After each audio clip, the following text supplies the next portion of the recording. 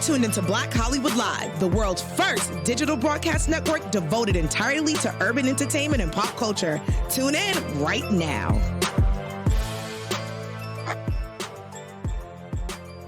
Hey guys, welcome to the Black Hollywood Reporter. Today we're covering a new survey out by The Color of Change, which draws a line from police on television behaving badly to those in the field taking innocent Black lives by normalizing injustice.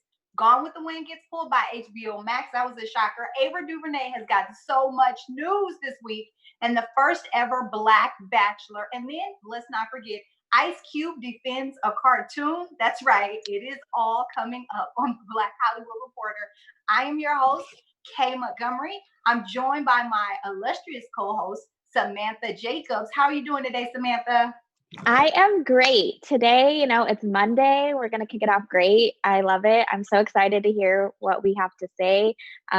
We laid this out, so I'm really excited to start talking about it.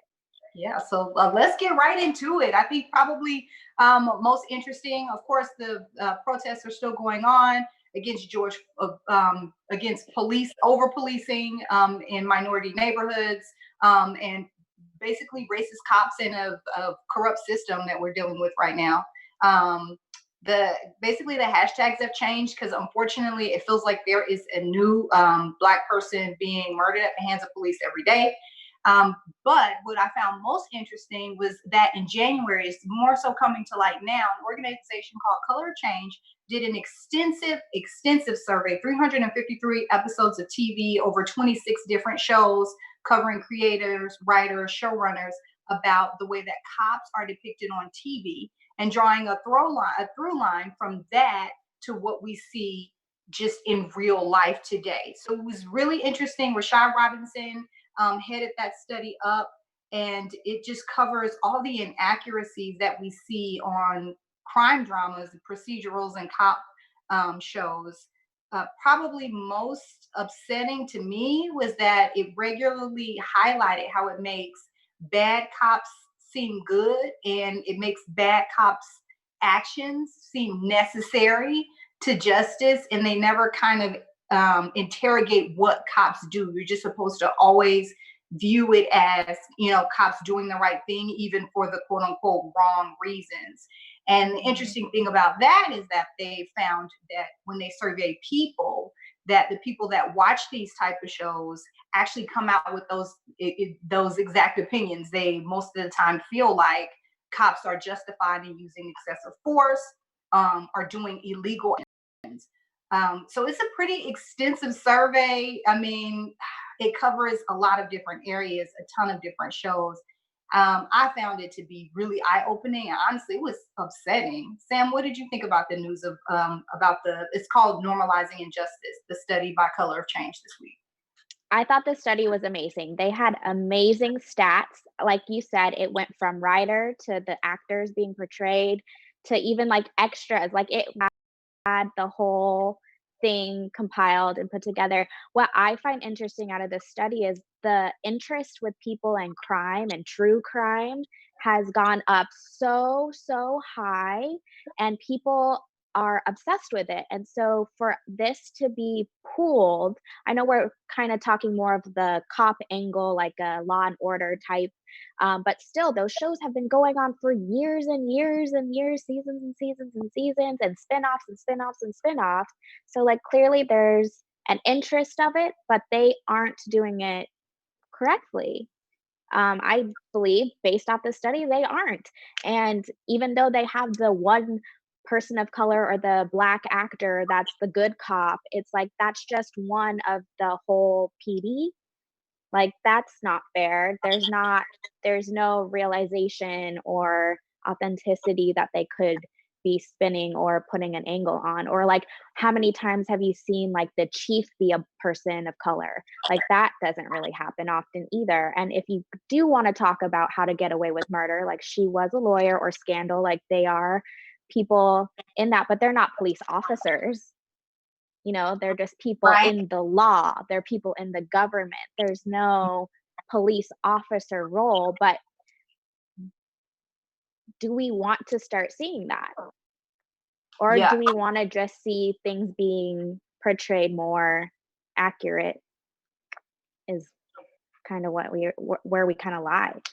Yeah, well, the creator of the study, Rashad Robinson, calls cops the most overdeveloped character on TV, which I thought was really interesting because they are always multi-layered. They get all these different sides. But then it's interesting because in the context of the show, and I can think about cop shows that I've watched in the past. I haven't seen any recently because I really don't. I'm not a huge fan of procedurals, but in those shows, you don't see any. Everything is race neutral when it comes to policing, bail, plea bargaining, all that different stuff, which is really interesting. And also in the study, they found that you're less likely to see victims that are people of color, which I thought was really interesting too. One of the writers even said they told us not to write victims of color because when people see Black people as a victim, they change the channel because that's how the threshold is for concern and care of Black lives, which I thought was just crazy and super upsetting. Wow. I agree with you. I think that the only way to you got killed, as we can see now, in custody and when they're being arrested more often. So just like the idea that you don't even touch that is just bizarre to me. Like, it's bad writing. And so Rashad Robinson is just saying, hey, we like shows like Grey's Anatomy and like all these doctor shows. If Grey's Anatomy came out and they were giving misinformation about cancer or about AIDS, people would be in an uproar. So we should be that same way because this is misinformation about the justice system and it's lionizing cops and it's not true and it's not right and it's affecting people's real life opinions. Right. And like when we do see this role, it's on shows like All American. It's on shows where, people are living this now, or we are showcasing something from the past, like Just Mercy. Like we see it, but we just see it in one specific context, and it's the point of view of the Black person. It's never like in any other way.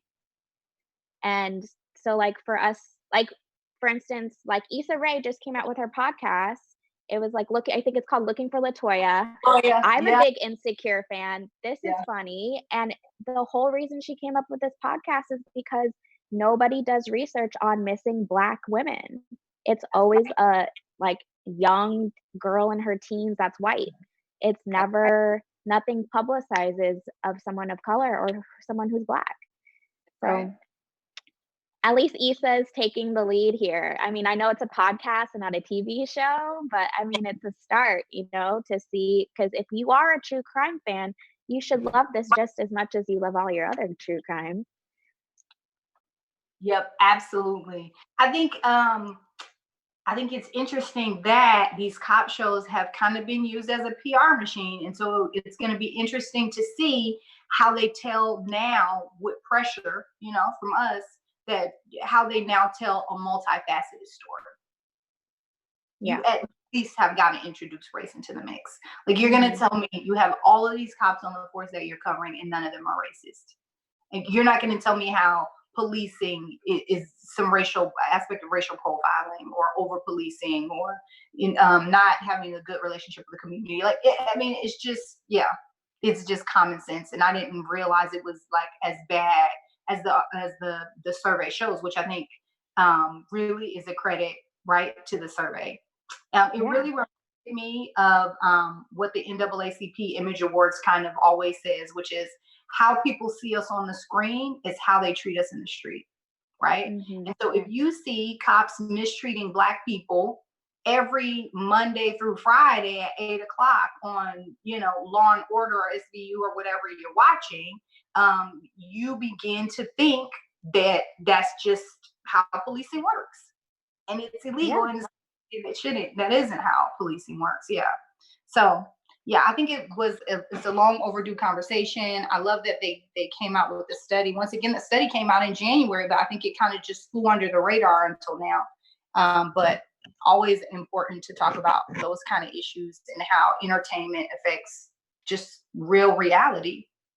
So Sam, you had some that speaking of us talking about this whole thing needing to be changed, there is a big change going on at HBO Max this week. Yes, this is also a long overdue conversation. Gone with the Wind has been taken off of HBO. Mm. This is a big deal. I don't care what you say. This is a huge, huge deal. This is one of the best movies of all time, according to the Academy. It's won 10 Academy Awards. The first ever African American actor has won from this film. This movie has so many, like, if you take film study, whatever, this movie is a movie they're like, okay, you have to watch and let's learn. So why is it getting taken away from HBO Max?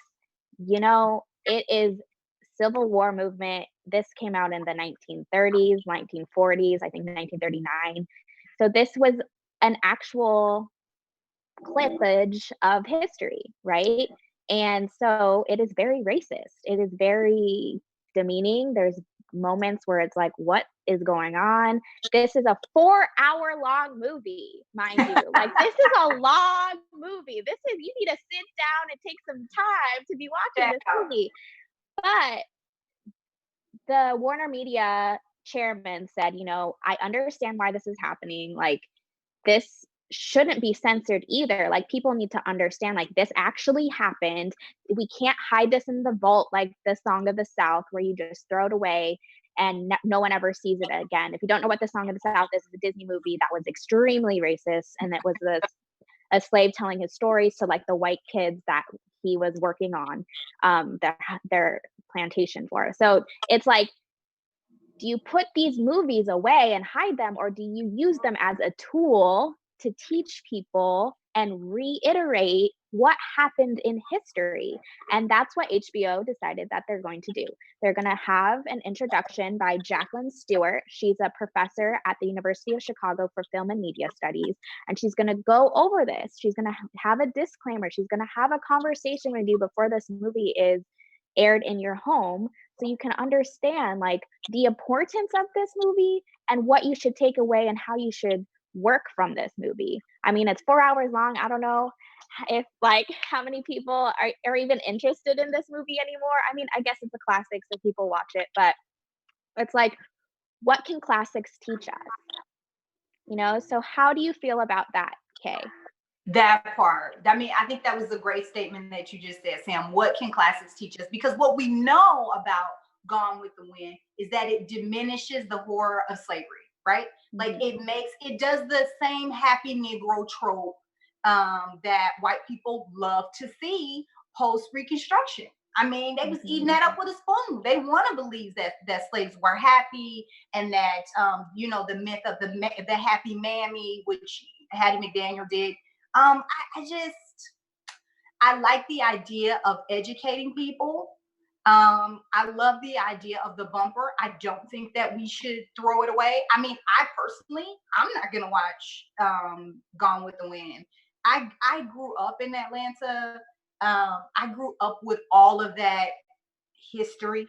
You know what I mean? Like, there's there's countless museums and exhibitions, but like, as a Black person, I never saw myself reflected in that whole myth of, like, the South will rise again, and, like, the war of Northern aggression. I mean, we're raised with all that nonsense. I think most Black people just know. I mean, I don't know about white people. We know that's nonsense, because I was raised differently. So I knew, like, when I heard that stuff, that wasn't true. And I knew that seeing Gone with the Wind, that those depictions were inaccurate. You know what I mean? So I think that it's really important to contextualize things, because in 2020, you have people coming up that do not know that. You have what some people feel like is a post-racial society, hopefully not now in this time, with everything that's going on and kind of being exhumed and brought to light. People are realizing, I think a lot of white people are waking up and being like, oh, well, racism still exists. But I don't think a lot of people thought that, even recent years, in years past. So I think it's really important to contextualize things for people. I mean, we just had Shamik Moore come out, and he was talking about Rosa Parks, and he said, I don't understand why they did the Montgomery boycott. This is Shamik Moore, who played Miles Morales, the best Spider-Man arguably ever made. Anyway, that's another discussion. So he said, I don't see why she just wouldn't take a cab. You know what I'm saying? Like, that is a misunderstanding of history. Somebody has not contextualized the era for him. So he doesn't understand what's happening at the same time. So I'm here for it. I love the whole education piece. But I mean, hats off to them. I hear some people complaining about it, but why would you complain about something being contextualized and more people receiving education? I don't understand. Mm-hmm. And it's just homework, right? People have to do their homework. So if you choose to listen or watch or use the introduction as a tool in the context, like then you're doing your part to society, I guess, how have you? But, it just all depends.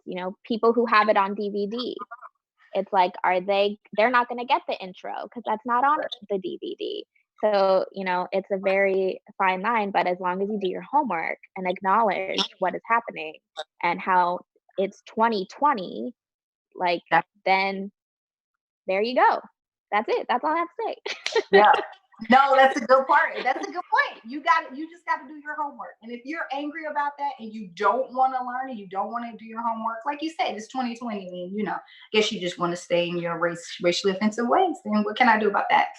I wanted to talk a little bit about Ava DuVernay, who's been in the news this week. We were like, which Ava story should we cover? There's so many Ava stories. Listen, Ava DuVernay is doing so much. I'm here for everything. So, okay, so she got inducted into the Board of Governors, which is a voting position for the Academy, which is a huge deal, which is interesting considering just a couple of years ago, when she made the movie Selma, she got kind of snubbed. Everyone was like, how is she not up for Best Director? It's one of the best films of the year. And it turns out David Oyelowo, who played Martin Luther King in Selma, just kind of relayed a story about how some members of the cast went to the premiere and they all wore I Can't Breathe t-shirts in honor of Eric Gardner, which is just, so disheartening and disappointing that we're doing this again. But they wore I Can't Breathe t-shirts for Eric Gardner, who's a Black man murdered in a chokehold by NYPD. But they got a call from Academy members that were really upset and said, this isn't the place for that. You guys are stirring up stuff that doesn't need to be. And he came out and told that story this past week and got a lot of support from people. And the Academy issued actually an official apology and said, like, we're so sorry that happened to you. We're turning around. We're trying to do better. And they released this whole initiative. So they've been working on diversifying the Academy for some time, ever since Cheryl Boone Isaacs was president a few years ago. She increased women and she increased minority people of color. I guess you could call BIPOC, right? So, I mean, BIPOC. So they've taken it a step further. They're doing a lot more things to ensure some inclusion and diversity. They're doing term limits on governors. You used to have an unlimited term, so that if somebody got elected to governors, you would be on there forever. Can you imagine? No way. Voting, especially when the average age of the Oscar voter is what? It's like 72 years old or something insane. So you're telling me that somebody that voted for out of Africa is now, and that explains so much, though. That explains so much. Period. Okay, that's all. We've explained it to you guys. If you were like, why did Green Book win and not Black Lady? Okay, so now they're instituting a 12-year limit, and you have to take breaks in between. But yeah. So you have a 12-year limit with breaks in between, rotations on and off. It's all this confusing stuff. But basically, you used to be unlimited. Now it's 12-year limit, which is really interesting. That's going to really change the makeup of the governors, right? And the governors decide a lot of things over the Oscars. They kind of seem like a super majority within like the Democratic Party. Like they're like, or like governors, like a governor, over the states. So that was interesting. Speaking of Selma, Ava wants to, or she is on the group of people committee to rename the William Pettis Bridge, which the whole Selma movie centers around. Martin King marches on that bridge, and that's where John Lewis almost loses his life. It's just an insane scene. Anyway, so she wants to rename it the John Lewis Bridge. So that's underway. You can go to change.org and sign that petition to try and move that forward. I think we can all agree that that's just like a no-brainer. Yeah, for sure. Yeah. John Lewis has just done so much in the civil rights movement, and then just so much for the Black community in America as a whole. And then another exciting thing she's doing is a program called LEAP. She says the goal is to elevate activist storytelling around police brutality and murder through funding short-term projects in film, theater, photography, all types of art, which is really cool. So she says it's to disrupt the code of silence around police aggression and misconduct. So in an interview, she was just saying, when a corrupt cop murders a person or uses excessive force, we kind of we hashtag the victim, and then we kind of let the cop off the hook. They kind of fade into obscurity. And what we find out more and more, I did a search, I think it was an article in the Washington Post that did a follow-up on all of these murderous cops. And what happens is they just get reassigned. They move and they get another job. Is that not my Wow. Going by that. So her organization, the new LEAP project, is going to work to elevate activist voices so that we can have more dialogue instead of just having the silence around cops that are committing these type of heinous murders and crimes, which is just, awesome project. It is. It's amazing. Like, I want to be her. Like, oh my gosh. Like, she's this amazing director. She's like on the board of the Academy. She's changing the world. Like, she's doing like all this advocacy, and it's just amazing. I love it. Yeah. So she says change begins with the stories we tell each other about the police and Black people. I love her. Yeah. So I just wanted to take a minute to say, and I think I speak for Sam too, we thank you guys so much for your support, for watching. We ask you to retweet us. If you're listening to us via podcast, please go in and give us a 5-star rating on iTunes. We always love that. If you're watching us on YouTube, give us a thumbs up. We also love to hear about you guys in the comments. So definitely make comments. We'll be giving shout outs to you guys. We just are so appreciative and grateful to our co-founders, Maria and Kevin Ondegaro, Maria Nunos and Kevin Ondegaro, who helped to give us this platform so we can talk about the business of Black Hollywood and creatives. Yeah. So Sam, some exciting news for The Bachelor this week. Yes. So The Bachelor, after how long has it been? 18 years and like 40 something seasons. We have finally got us some chocolate. We have our first Black Bachelor. And if you are a Bachelor fan, you know that Rachel Lindsay was the first Black Bachelorette. So she was the first female. This is now the first male. His name is Matt James. Everyone's a little bit heated on Twitter because they wanted Mike Johnson, who I think was either a season 2 or 1 before Matt, to have him as the Bachelor. But Mike is saying, hey, it's all love. I have my own stuff going down the pipeline. Like, your voices are being heard and I appreciate it, but like, I'm going to give this all to Matt. Like, Matt can take the ball for this. So I thought that was kind of funny.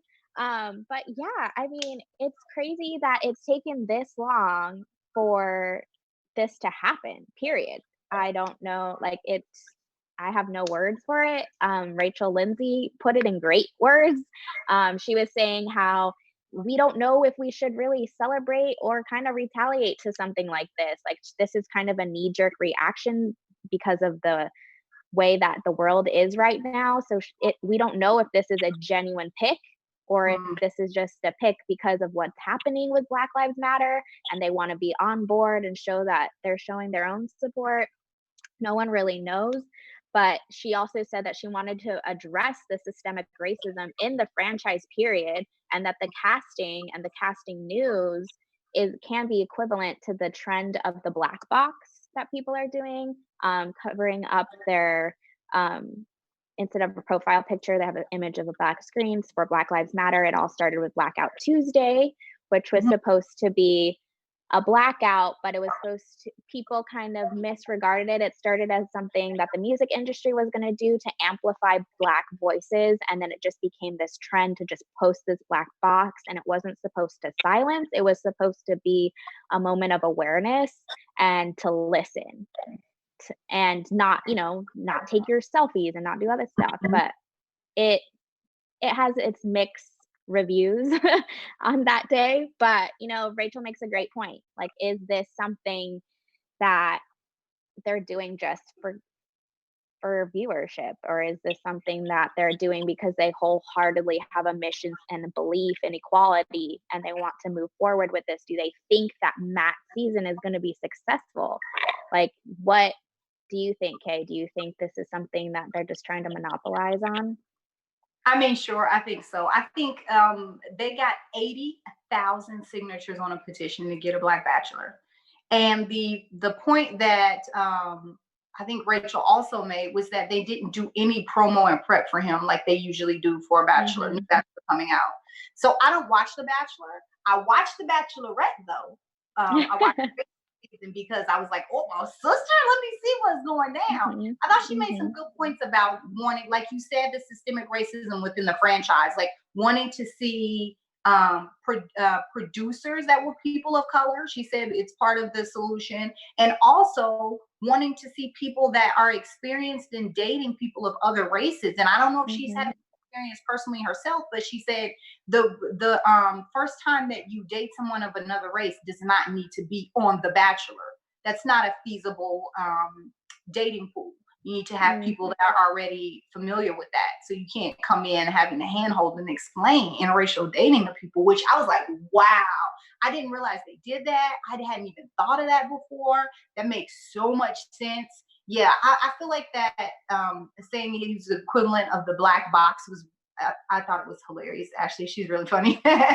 I feel like the black box is the electronic equivalent of saying I have a black friend. You know what I mean? It's a little bit like you haven't done any of the work. You just put the face for it. So hopefully they're willing to move forward with some of the other things that Rachel Lindsay has said. So when he, has girls, they're not girls that are like, I've never dated a black, I don't know anything about black people. You know what I mean? Or like somebody that turns out is on the slide. Like crazy stuff that came out in her season. We don't want to see any of that. So I think it takes more than just putting a black face forward. Although I'm a married woman, I will say he is cute. What you think, Sam? He's so cute. If he doesn't find anybody, you can call me. He is so cute. I can't. Even Mike was cute. I was like, hey, I'm down for it. I don't know. What bothers me the most is that when you do something like this, if they're doing this out of the air knee-jerking reaction, right? It's like there's gonna be those people that they pick for television that are gonna be the stereotype, or gonna be something, like, oh, I've never done this before, so like blah blah blah, or it's just it's uncomfortable because like that's gross. I don't know how else to say it. Like, ew. Like, where's your? I don't know. I don't know. It's gonna be really interesting to see on TV. And listen, I have issues with The Bachelor.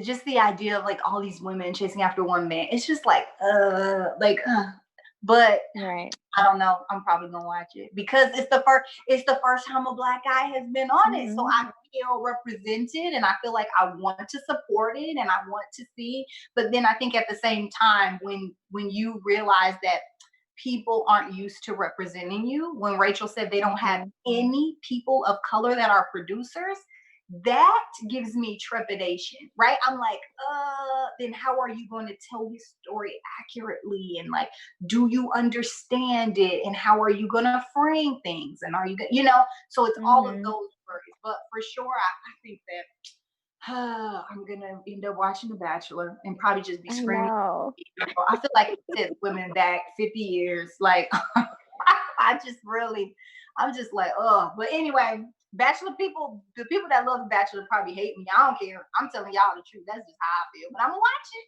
I'm probably gonna watch it. Go ahead.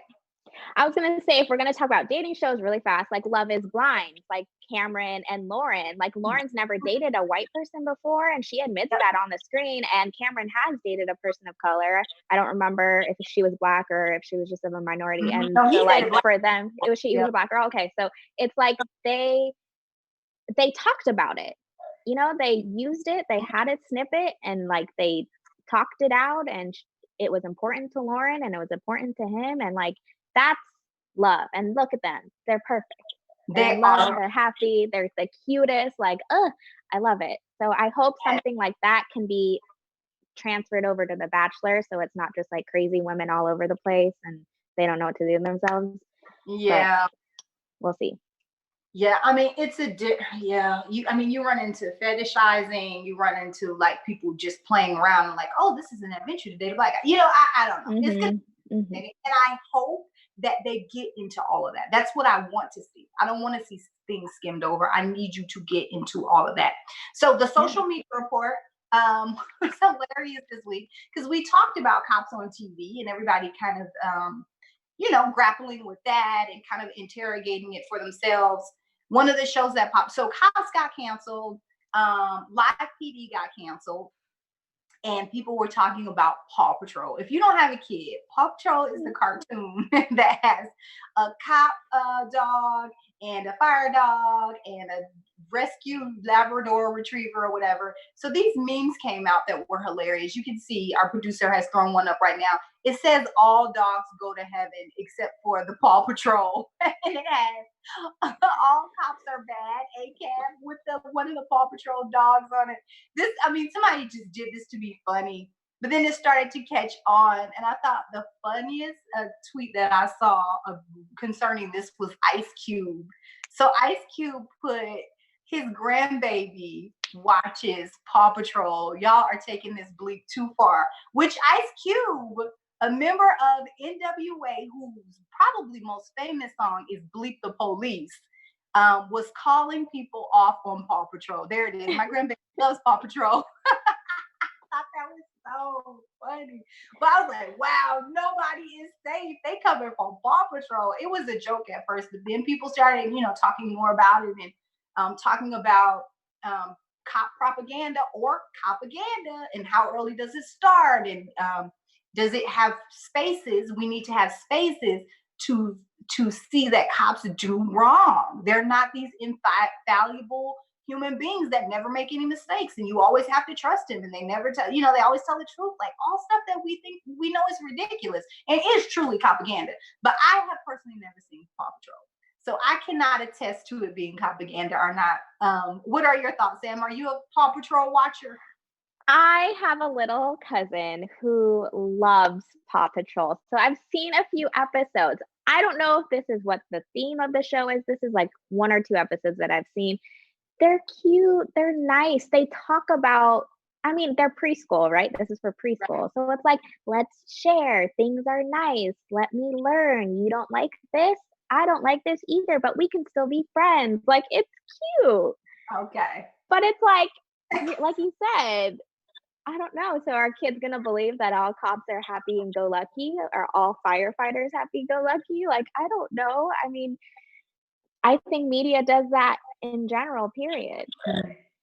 For anything that you watch, right? Like if the kids are going to watch Power Rangers, they're going to be they could be aggressive. Or like how people say people who play video games increases their aggression. Like there's just, where do we draw the line and where's the reality? I don't know, but it's cute, and the kids really do love it, man. It's for the kids. But if you really wanted to get some propaganda in, wouldn't you start in preschool? I'll start as possible, right? Mm-hmm. All right. So you have our quarantine rundown for today, huh, Sam? Yes, I'll do something really quick. I thought this was funny for a quarantine, folks. That's all of us. The writers are having trouble. We're opening studios. We're opening filming. So what happens when we're in Corona and it's time to film? They as in the studio, are telling writers to erase fighting scenes, sex scenes, anything that has to do with closeness.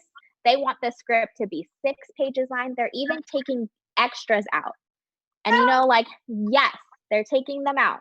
So if they want a crowd in the background, just like you see a dinosaur rolling behind you, they're going to do a green screen. And it's just going to be a crowd of people behind you. I think this is crazy. But it's because, they have to follow these protocols, and it's pricey protocols.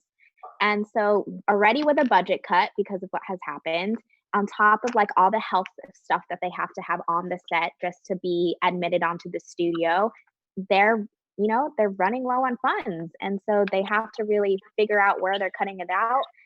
They're trying to make it so it's not awkward. Like, obviously, you want to see people kiss on a screen. Like, this is going to be so funny. Like, 10 years from now, watching this, I cannot wait and be like, okay, you know why this doesn't happen?